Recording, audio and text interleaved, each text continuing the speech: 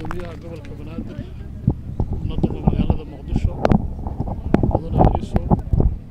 gudoomiye ku-xigeenka arrimaha bulshada Marwo Basmo soo dhawaada dhammaan maanta waxaan joognaa degmada Wadajir xaafadda Xalane laanteeda waaxdeeda Xalane runtii uu ku yaalo meesha weyn muxuu ahaa hadda dawladda hoose ay ku maareyso qashinka laga soo qaado dhammaan gobolka Banaadir degmooyinkiisa kala duwan oo runtii maalmahan xoogaa ay ka jirtay muxuu ahaa qaabka halkan loo maareeyo qalad aad u badan kadib markaan annaga maamulka degmada Wadajir ahaan aan gobolka Banaadir u gudbinay gudoomiyuhu uu ka jawaabay arrinta ayada ah maantana aad aragtaan shaqada weyn ee runtii laga haayo iyo sida ay ku socoto runtii hore hadda ka hor waa looga shaqeeyey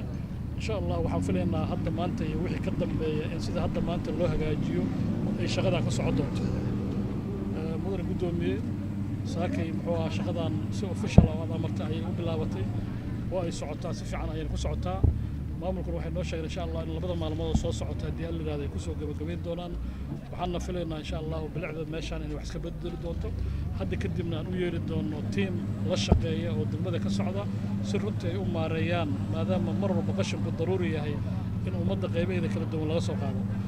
gudoomiye insha Allah fariintaadii iyo dardaarankaaga waxa hadda ka dambeeya maamul ahaan waa qaadanay waana ku shaqeynaa insha Allah hadda la yiraahdo gobolka ahna duq magaalada Muqdisho gudoomiyaha degmada Wadajir dhammaan maamulka degmada Wadajir waaxda gaadiidka saxaafadda assalaamu calaykum waraxmatullaahi wabarakaatuh maanta waxaan taaganahay qashaweynaha ee degmada Wadajir oo maalin dhaweed aan ku nimid kormeerkaas oo ku saabsanaa inaan shaqada ka socoto meeshaan ay tahay shaqo aan loo dulqaadan karin waxaan rajaynaa inuu gudoomiyaha gobolka uu go'aan ka soo saaray qashaweynaha degmada Wadajir wareegtana ee ka soo bixi doonto duqa magaalada Muqdisho oo loogu hadlaayo nadaafadda caasimadda gobolka Banaadir meeshaan looma dulqaadan doono mar dambe inay sidaan noqoto maamulka degmada waxaan faraynaa iyagana inay la socdaan arrimahaaniti mar dambe aysan noqonin baabuurta ka shaqeyso gobolka Banaadir iyo baabuurta ka shaqeyso shaqadaha nadaafadda ee gobolka Banaadir iyagana waxaan ku sheegaynaa inaysan mar dambe aysan ku shubi karin wadada dhexdeeda qashinka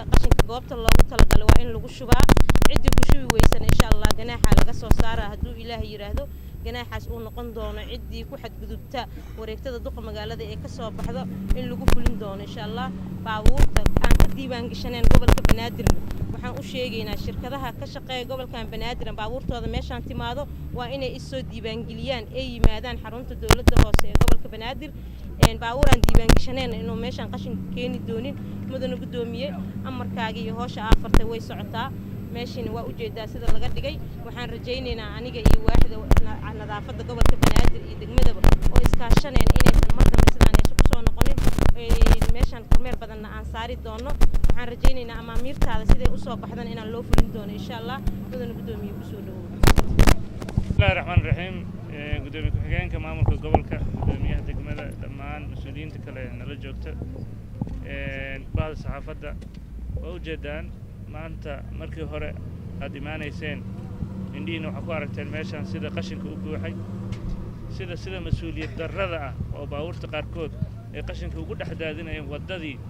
quruxda badneed ee jasiira ee xeebta ku aadaneed oo ahayd meeshii la rabay in dalxiiska ay noo noqoto markaan kormeerka ku aragnayna waxaan isla markiiba shir degdeg isugu yeernay hay-adihii ay qusaysay ku jiraan hay-adaha amniga maantana waxaan bilownay nadaafaddii cid allaale ciddii baabuur qashin ah ee ku daadisay waddada dhexdeeda hadda kadib waxay la mutaysan doontaa ciqaabta ugu adag sidoo kale nadaafaddu waa iimaanka barkiis bulshada caafimaadkeeda iyo horumarkeedana wuxuu ku xiran yahay inta nadaafadeennu ay la eg tahay magaalada Muqdishona olole nadaafadeed oo xoog leh ayuu maamulka gobolka ka bilaabi doonaa cid allaale ciddii qashinka meelaha munaasib ku ahaan ku shubto magaaladana waxaan uga digaynaa in ay muxuu ahaa aan loo dulqaadan doonin annagii haddaan nadaafadeena ilaashan weyno annagii Soomaaliya aan sugayno in dad ajaanib noo imaado nadaafaddii wax walba nala qabto waa waxaan suuragelayn marka maamulka gobolka Banaadir waa ka go'an tahay arrimahan sharci degdeg ahna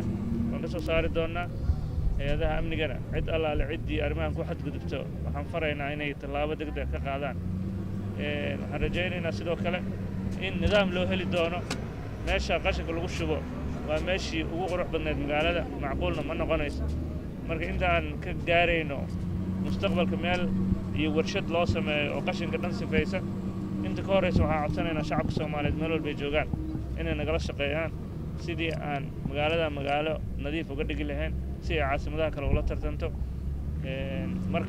kale fadlan maamulka la shaqeeya cid allaal ciddii ku xadgudubtana aan gacan bir ku wada qabanno waa mahadsantiin